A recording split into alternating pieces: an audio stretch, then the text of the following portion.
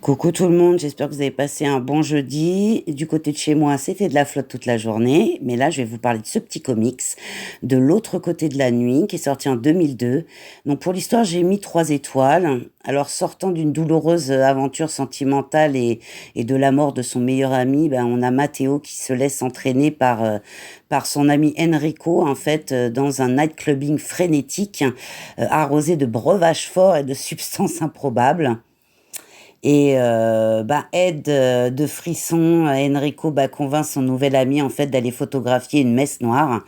Mais les sujets photographiés ne prennent pas la pause et vont rapidement montrer qu'ils sont bien plus dangereux que les ombres vaporeuses d'un cauchemar. Et l'irruption de la belle Leïla, en fait, bah, fait perdre davantage à nos deux héros tourneboulés le sens des réalités. Donc, ça va pas être top. En ce qui concerne le dessin, eh bien, écoutez, j'ai mis 2 étoiles. J'ai pas été subjuguée, on va dire, hein. Donc, on est sur du noir et blanc. Je trouve un graphisme assez simple. Euh, on est sur des traits par moments épais, puis un petit peu plus fins, voilà. Rien d'extraordinaire, en fait, je trouve. Pour le prix, par contre, j'ai mis 4 étoiles parce que c'est vraiment intéressant.